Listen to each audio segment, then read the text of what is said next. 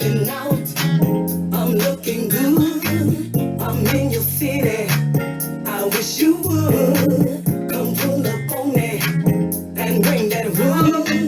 So no salute, it's understood. I just wanna feel you inside me. So I can back that thing up and touch the ground and look back at you while I break it on down. I wanna be near you.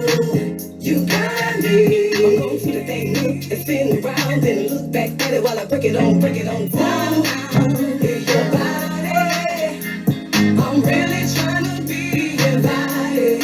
You got me saying, ooh, hear your body. Cause it's your lips, your thighs, your lips. Let's ride and say, ooh, hear your body. I'm really trying to meet somebody. You got me saying, ooh, ooh, ooh, your body. So nasty as can be. I wanna be your tree all night. Don't you see it? It's looking good. You wanna feel me? I wish you would. You see this body? You hot like wood. Come put it on me. It's understood. I just wanna feel you inside me. So I can back that thing up and touch the ground and look back at you while I break it on down. I wanna be near you. You got me. I'm gonna see the thing up and spin around and look back at it while I break it on down. Hear your body. I'm really trying to be your body. You got me saying, ooh, hear your body. Cause it's your lips, your thighs, your lips. Let's ride and say, ooh, hear your body.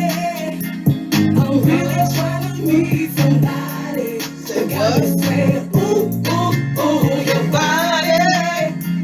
So nasty as can be. I wanna be a tree. This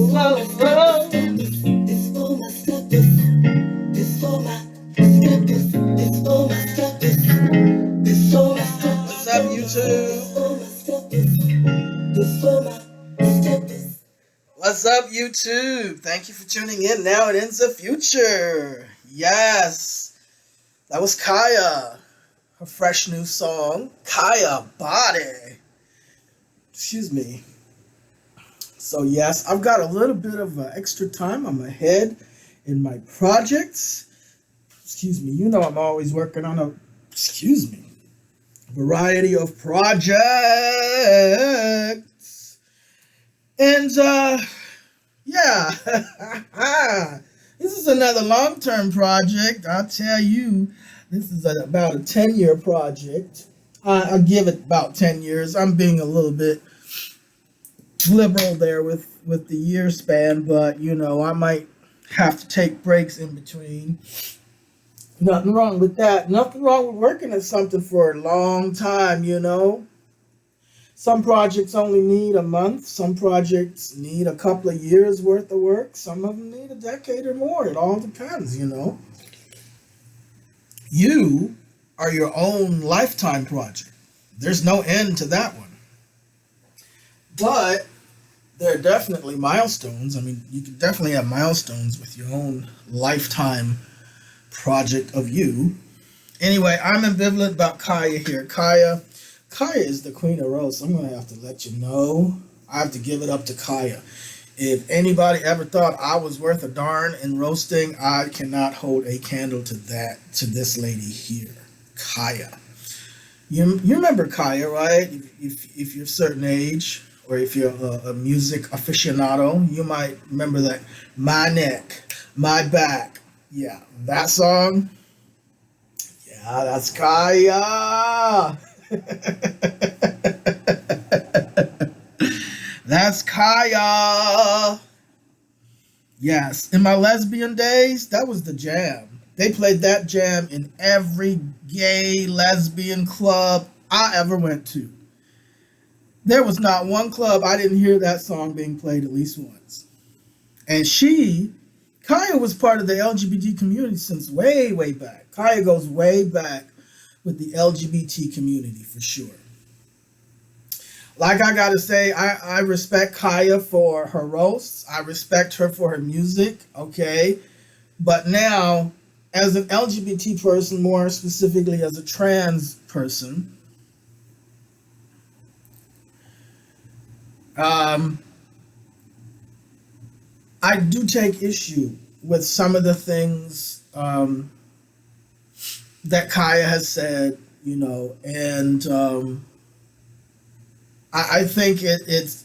I'm going to talk about it, but it doesn't take away from her art, her ability. I mean, like her roast. I'm telling you, wow, she's a genius. Like she has me. Who? First of all, those people that she roasts deserve it. Every last one of them. I do believe it. She has roasted some people to a charred crisp, but let me tell you, a lot of them I didn't know who they were. I don't know who she's talking about a lot of times, so I have to Google that right quick. And literally, it doesn't take very long to find out and get a little context and be like, holy cow, yeah. Uh, and Kaya has been made the way she is because the industry is ruthless out there in entertainment. The entertainment industry, a lot of times you get to a certain level and you're closed off into a bubble, and it doesn't take much. You don't even have to be famous to get locked into a bubble, and it's basically a cult, and it's 24/7. You don't clock out. That's the thing. You don't get to clock out. There's no vacation. Like this is what you live. This is what you do every day, all day, and there's no separation. You don't just get to go home to your family, and some very abnormal psychological dynamics breed, just basically breed. And so within that is you always have that in groups. You have abuse.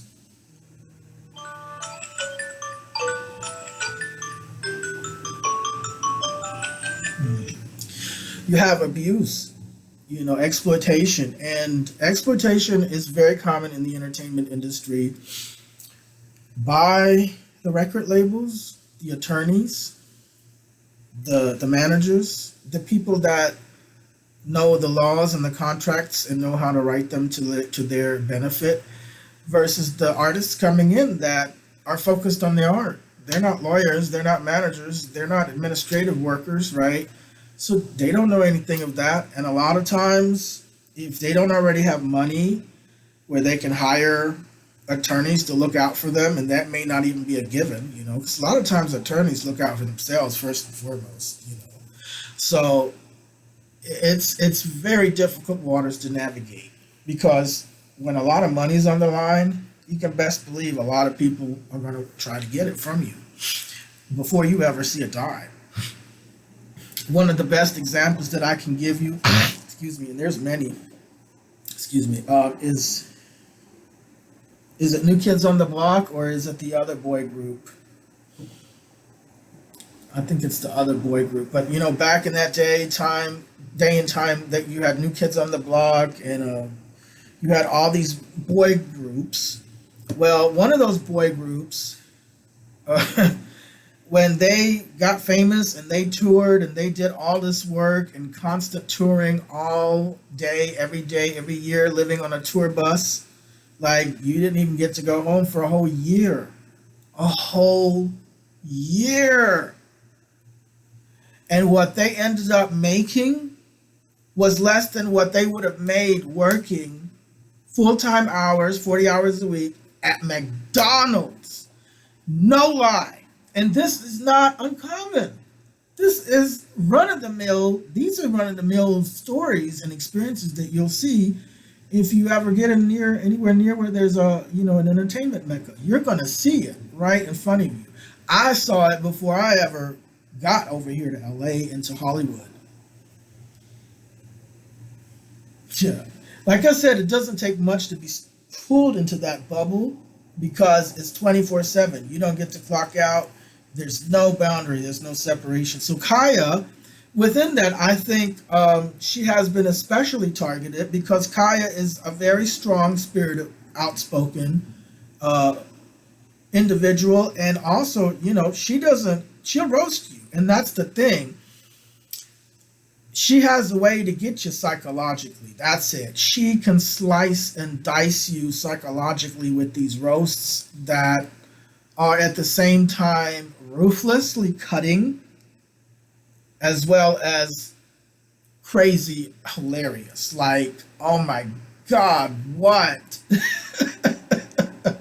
She can do it in a comedy fashion that is just, it's pure genius in my book. Like, I may not always agree with what she says, and I certainly don't condone a couple of those things, but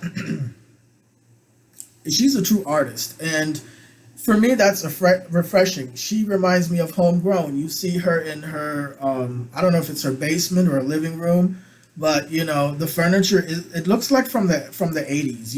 It looks like from a certain time period, and it has it has all the books and all of that, and pictures, and she's just doing her thing. She's doing her thing. She's it's, to me, it's refreshing because I interpret it, at least to me, it's interpreted as raw, homegrown. There isn't fakery there, and it's just straight up the person being creative and showing their artistry. So I do respect that, There's a lot of different roasters out there, but I'm telling you, when she says she's the queen of roast, she's not lying. She is not lying. I've seen a couple of them come close. Super Beer is another one, but Super Beer is different, Super Beer is more, Super Beer's tried to get in there with Kaya a couple of times, but nah, Kaya's got her own groove. She's the captain of her own yacht.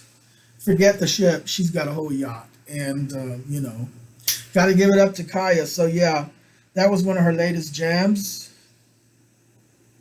But, yeah, man, what's been good? What's been good? Like I said, I'm ahead of schedule, so I have a little window of time to do kind of just lollygag around and let myself be.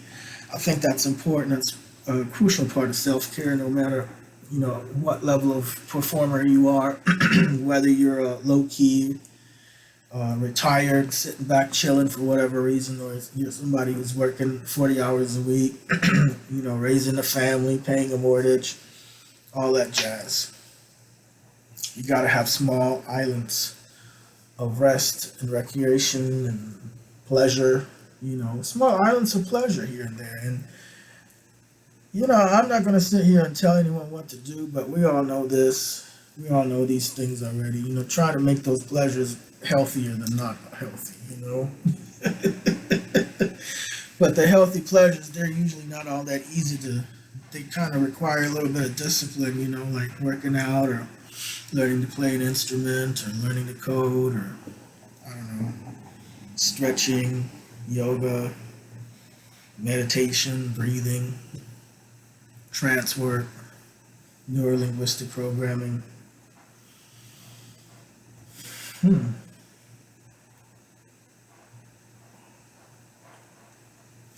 But yeah, I saw in the news this Enrique Tarrio, supposed to have been one of these Proud Boy leader people, was convicted and sent to prison for 22 years. I looked him up briefly, saw that he was 39, so, man, that's 61, he'll be 61 years old. Wait, 60 or 59? I don't know, but he's going to be hella old for sure. I can't do math right now, I'm high. That's my excuse, okay? You do the math for me. You put it together for me, okay? Because I'm too lazy right now. Just had a good puff of a good joint earlier, so.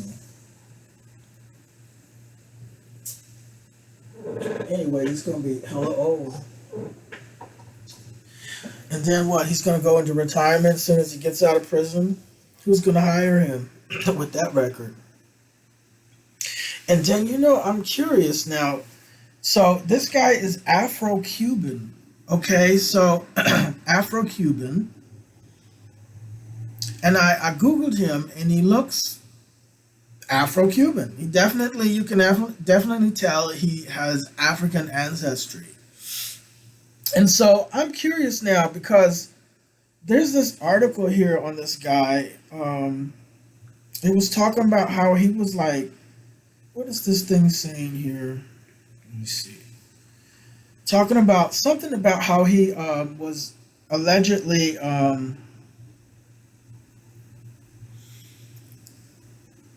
he had burned something on a black church, and then had burned or tore down a Black Lives Matter banner.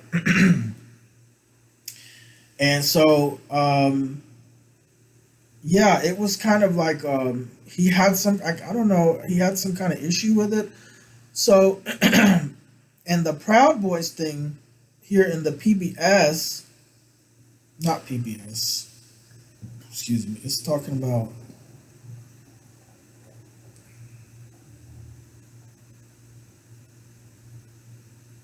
it was saying here, former Proud Boys leader Enrique Tarrio serves as a brown face of white supremacy. This is MSNBC.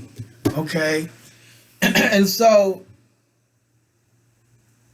let me click this out of here. Okay. It says here, this is MSNBC.com. And this is written by Julio Ricardo Varela. Okay. Varela, MSNBC columnist. And this was dated March 15th, 2022. And the title is Former Proud Boys leader Enrique Tarrio serves as a brown face of white supremacy. White supremacy will always attract non-white believers. What? Okay, this is an interesting article here. It should come as no surprise that there are several Latino male white nationalists who have gotten disproportionate attention in recent years, but in a country that keeps misunderstanding why the U.S. Latino community is nowhere near close to being a monolith. It is critical to examine how this notion of Latino white nationalists still feels strange to some.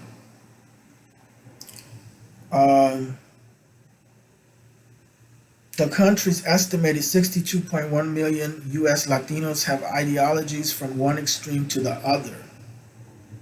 So last week's news that Enrique Tarrio, the former Afro-Cuban leader of the Proud Boys, was arrested on federal charges surrounding the January 6th attack on the Capitol has sparked some interest in an apparently paradoxical reality. Non-white Latino men worshiping at the altar of American white supremacy and providing cover to ensure that white nationalists stay mainstream.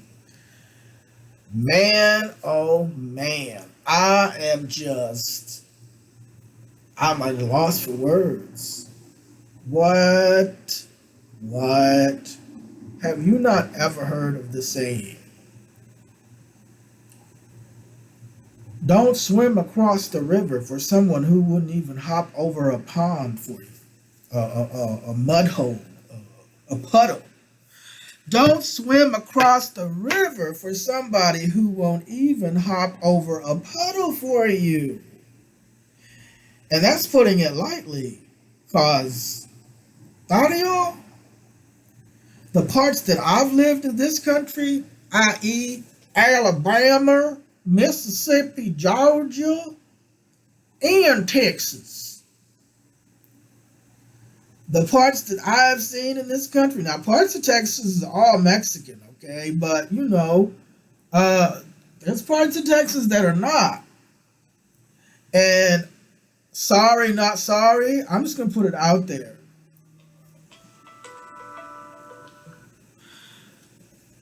Whatever you view yourself as, physically, your features would have you hanging from a tree in many parts of Alabama. And they wouldn't care what. They're just going to go by how you look, and then they're going to classify you accordingly. And, Wow. But basically, you just let them. I'm just like, I just can't. I cannot. I cannot. 22 years? You're going to go to prison for 22 years for somebody who wouldn't even care, doesn't even know you exist? Wow. Wow. What is going on in this world? Has COVID messed people up that bad in the brain? I mean, they said everybody's going to get this virus in some way or another, but it may only turn out to be light symptoms of this or that or non-symptoms. But have our I just don't understand. I don't understand really. I mean, anyway, it says here, as a journalist who's been covering Latino communities for years, I know that this supposed paradox has never existed, and that the country's estimated 62.1 million Latinos have ideology from one extreme to the other. American American whiteness is a prize. It is where the power lies, and the people like Tarrio would rather bask in that whiteness than fight against it and appear too quote unquote woke, even if it means tearing down democracy. Non Latino media have been obsessed with providing the claim that more and more Latinos are longing to become white, which ignores the fact that being Latino is not just a sole racial construct, but more of a messy combination with ethnicity. Voices from within the US Latino community have responded by diving into the complexities of what it is to be Latino in modern day America. While it is apparent that the country has become more multi ethnic and multiracial, the quest for what Cristina Beltran calls multiracial whiteness will always have an appeal in our community. And that is true. That is so true. I see that very, very clearly. I've always seen that all across the board. I know there's distinctions between Latino and Chicano and Hispanic, but I'm going to group all of us into that. Okay, because basically it's multiracial. Okay, it's basically you're not dark enough to be black, but you're not white enough to be white. So Latino, okay, multiracial. There's so many different terms for it, but and I'm not saying Latinos are multiracial, right? But in a sense, Mexican is a combination of the European Spanish and at least the Native American Indians that lived on those lands before it became Mexico and before this became California and all of these other places. So you have yeah, I totally get that, and it all depends on how dark the skin is or how fair the skin is, because some Mexicans, especially out here, they have black skin. It's just straight up black. That's just their skin, and it's not that they're Africa or Afro Mexican. No, they have, it's just their skin gets that dark, and a lot of them are out in the sun, in the construction work, so the skin has an opportunity to get a lot of darkness there from this being constantly in the sun, and it stands out more than somebody with fair skin that can kind of blend in easier, right? Or maybe even light eyes. Yeah, I have seen that a lot too, and it's there's also that favoritism, for fairer skin and lighter eyes, right? And even blonde hair. Yeah, I've seen that. Anyway, where was I? In the politics of multiracial whiteness, anyone can join the MAGA movement and engage in the wild freedom of unbridled rage and conspiracy theories. Such a belief in multiracial whiteness has roots not only in the US Latino communities but also in Latin American countries of origin. The most obvious will always be Cuba. More than 60 years after the Cuban Revolution, reactionary forces against big government, communism, and oppression have become a media industry in places such as Tarrio's hometown, Miami. Yeah, that is true. Miami, Dade County.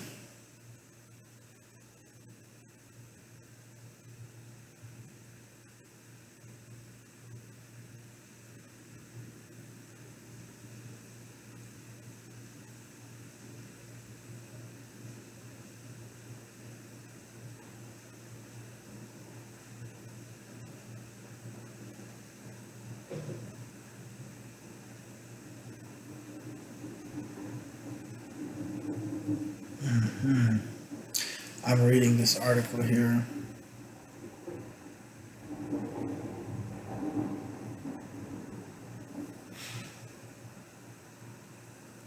This is a lengthy article. That's why I stopped reading, because it's quite lengthy. But yeah, basically, there's a lot more to this story. Basically, it goes on to kind of touch on the anti-blackness that has deep roots in Latin American culture. When viewing such views gets amplified through the U.S. media, they're rarely, if ever, challenged. And it was even talking about how the Spanish news channels, and I saw that too, they were feeding into the Fox News. They were kind of just riding off their coattails. Just it was pretty spot on point. This article here on a number of things concerning the Latino community. And yeah, this wow. But it says white supremacy will always attract non-white believers, and for white nationalists, having that brown or black leader will always serve to downplay the evil behind the curtain. Well, and once again, I always refer to my home base, Germany, my country. And I adopt America too. I've been here so long, I adopt America too, especially California. I love California. Love you, California. LA County. Love LA County. Southern Cali. I haven't been to every state, but I've been to a number of states, and I'm here to tell you, for me, I love this place. Anyway, back to this. Yeah.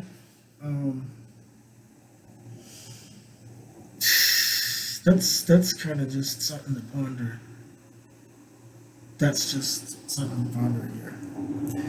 Like this guy here, if he were to be in places like where I've lived in the Deep South, he would not be able to stay there after sundown. He would just not be able to. No matter what, Afro-Cuban, they wouldn't give a hoots, about that term. They see him one way. They look at the physical characteristics, and that's it. You're locked into a certain box. You know what I mean? So yeah.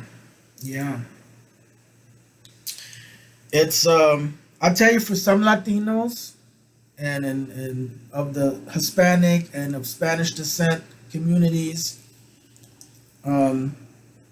it all depends on how you look, because if you look racially, quote unquote, racially ambiguous, okay, and what that means is it's hit or miss, like all depends on who's looking at you is what you'll be clocked as, right? All depends, and you might be clocked as something you aren't, but because you're like a brilliant diamond that has all of the colors of the rainbow. When that light shines through that diamond, it has that whole spectrum. So it's like you see the whole color spectrum there in that one diamond, right? And depending on who you are, you might identify with the yellow more because that's your favorite color. You might identify with the green more because that's your color, your favorite color, right? Well, that's kind of with some multiracial Latinos that appear racially ambiguous.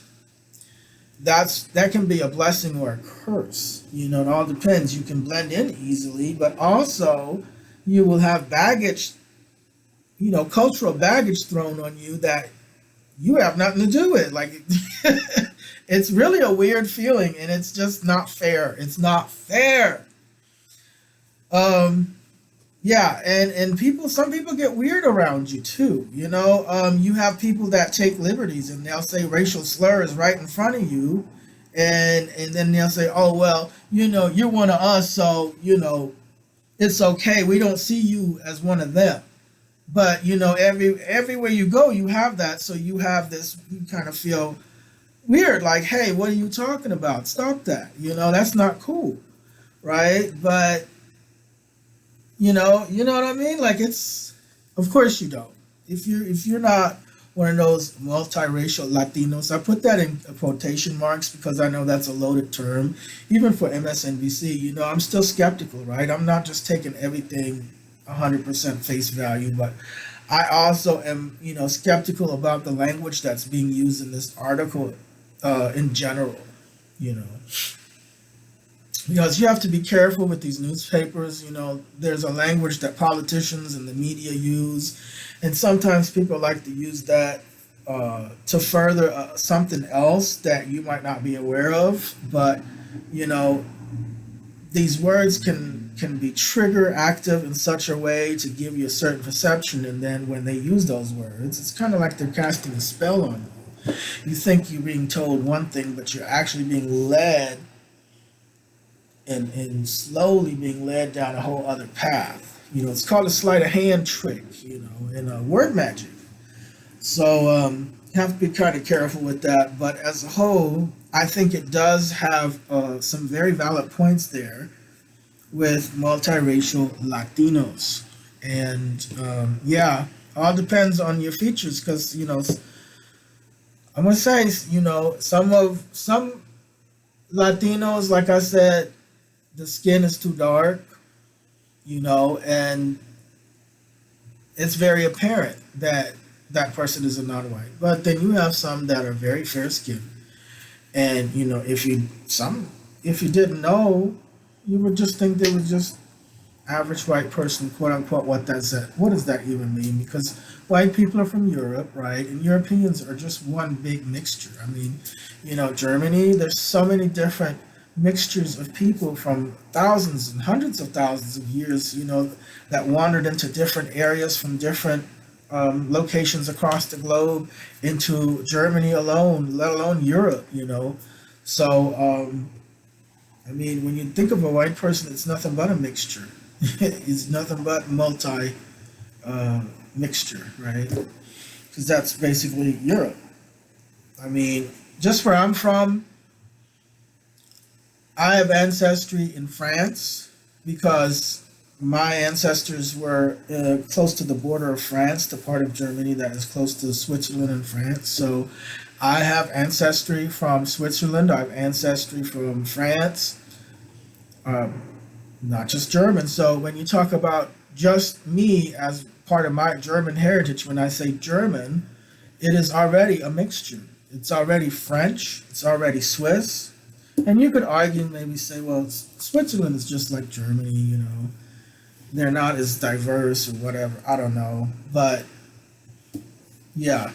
My point is that anybody, when you say quote-unquote white, that's really not accurate because it is a mixture. What kind of white? Is it Italian? Is it German? Is it Irish? Is it English?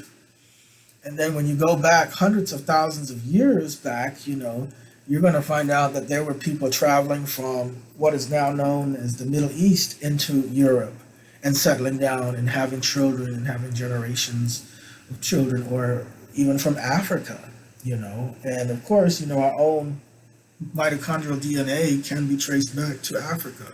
All of our mitochondrial DNA across the globe. We traced it back to one common ancestor on the continent of Africa and called that Lucy, or no, Eve. Call it Eve. Yeah. Lucy's the other one. But yeah, anyway,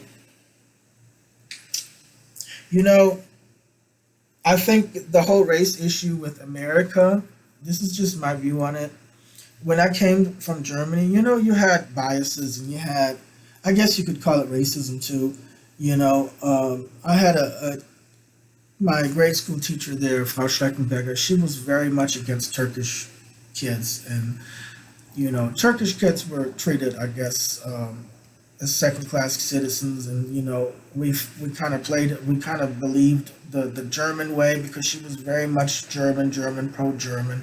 And then, she didn't like the Turkish kids. And so as a result, we didn't like the Turkish kids either, right? We were kids. We were just following what this teacher was doing. And that was just a lack on her part. It was a problem on her part. And I think her responsibility was to draw a boundary there. But She was already very old, and yeah, um, I think she may have had certain upbringing in her background. I think she might have been in the Hitler Youth or something like that. I don't know. She was pretty old when I went to school and had her as a teacher, and she already had a reputation that she was strict and scary. A lot of other kids that were older would say, "Oh, I hope you don't get Frau Schreckenberger," and she's terrible. So when I saw on my paper there that I was to go to her class, I was afraid, but I actually started liking her for the discipline and the strictness that she had. I could really focus in on the lesson, and I saw her like my grandmother, and at the time I was really, as a kid for some reason, I just always wanted a grandma so bad because I didn't have one, and it was just all I could think about all day long. I want a grandma, and every old lady I saw was my grandma. Like, I just started, I was tired of not having a grandma like everyone else, so I was just going to take me a grandma. And every old lady I saw, it's like, "Are you my grandma?" "Yes, you're my grandma." And they say, "No, I'm not you." "Yes, you are. You're my grandma." Every old lady. So her being an old lady, an older teacher, she already had a lot of gray hair. So she was like my grandma. I saw her as my grandma, but just a very strict teacher grandma. And I would stay after school and ask her if I could help her do things, like wipe the board, wipe the chalk off the board. And I don't think she really wanted to like me, but because I liked her so much, I think I melted her heart. Because I'm racially ambiguous, and truth be told, she put me in the same pot as the Turkish kids because I had dark hair and my skin was a bit tan. So, I looked more Turkish than I looked German. Anything. If you had me sit next to the Turkish kids versus next to the typical German kid, I definitely looked like I was quote unquote foreign because I'm racially ambiguous. So,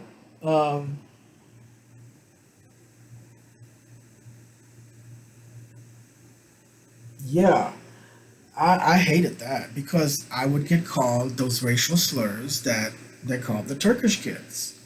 So, here, um, I'm like, I'm not Turkish, but I am being, this cultural racial baggage is thrown on me anyway. It doesn't matter that I'm not Turkish.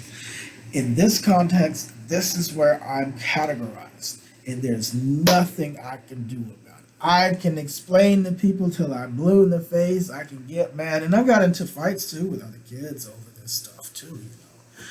But it was not gonna change, and that is the craziest experience ever. And that's what a lot of people can't relate to that, but um, within that, I think it can traumatize people of a certain circumstance like that, and sometimes they can get confused. They can get confused, and they can start self-hating. I mean, if people all around you are hating on you, and you want some relief of that, I mean, you're going to try and find some relief. Some people use alcohol, some people use drugs, some people do this, I guess. I can't really identify with that. I can't really, I'm just like, again, like earlier, why would you swim across the river for someone who won't even hop over a puddle for you? You know what I mean? And they're going to just put you out there to fry for them, take one for the team, and laugh behind your back of how stupid you were to let them do that to you. That's kind of how I see things. I don't know. What do you think about that? That's how I see it. But I guess if that's his thing, mm, I just don't, because he's gonna be in his 60s when he gets out. My goodness, when are you gonna start at 60 years old? You haven't paid into any Social Security because you've been in prison. You don't have any kind of 401, and you can't be making any money in prison. They're gonna pay you 2 cents an hour for your labor, so it's gonna take you a whole year to make $50. You might leave out of prison with $100 or so. It's nothing. You can buy yourself a hamburger maybe and some fries. That'll be it. Because McDonald's is expensive. My friend was telling me she paid $70 at McDonald's. I was like, what? She was like, yeah. I said, what the hell did you buy? The whole store? She's like, no, hamburgers are expensive. It's like $70. I may as well go to a restaurant. I tell you, you should be ashamed if you're out here buying McDonald's, spending more than $10. You should be ashamed. Seriously, don't do it. Stop it.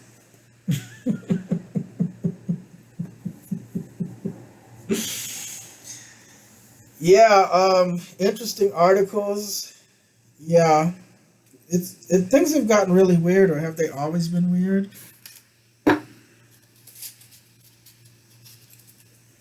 I know.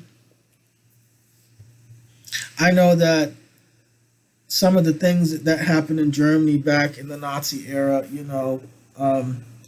there were also people of certain groups that were part of the Nazi. There were some people of Jewish and that were Jews that were covering and part of the Nazi party. And so, yeah, I don't understand it. But the article did touch on the fact that I guess they want to bask in that power, and there is a certain kind of power dynamic there, and people will try to go run for cover for that which is the bully, or that which is the power that has the power of someone. And powerlessness is a fact of nature, It's a fact of life here and there. There's things that we're powerless to. And then there's things that we do have in our power. And, that's any government. Any government, when you look at the American Constitution, the Bill of Rights, and the different amendments, in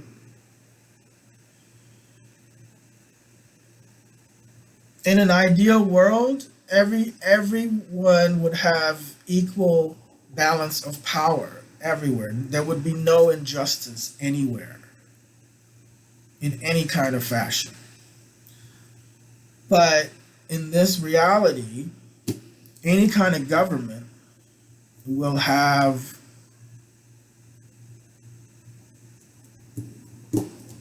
imbalances within it.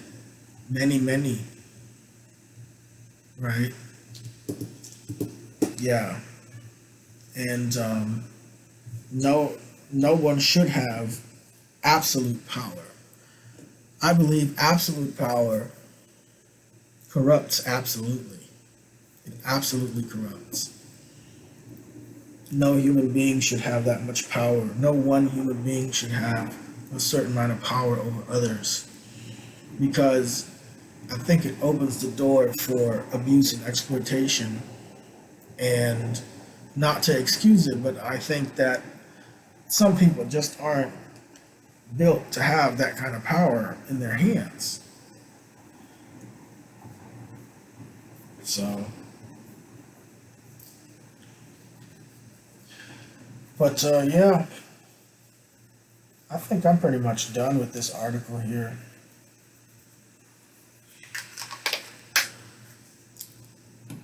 Anyway,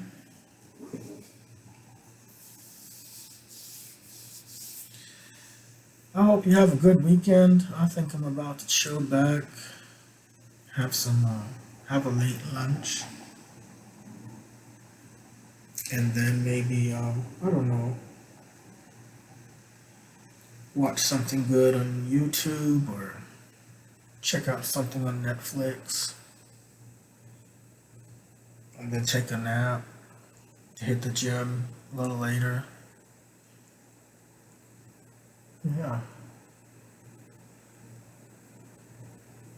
I hope you're having a good life.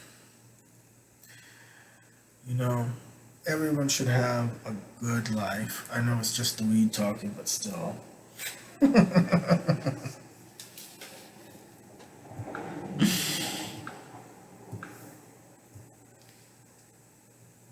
Well, Battery 90%. Connected to Galaxy A71 5G. let me see.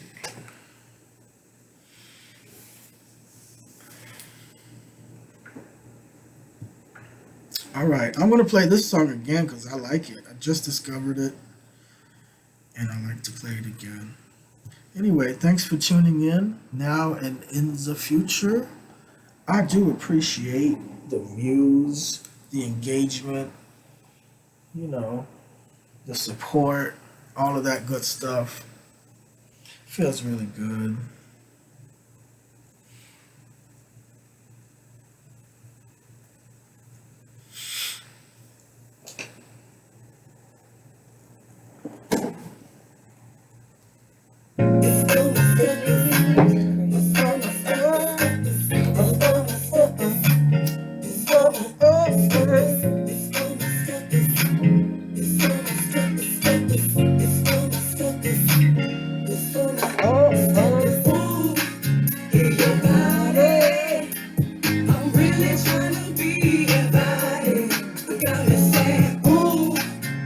Your body. That's right. Say, I'm stepping out. I'm looking good. I'm in your city.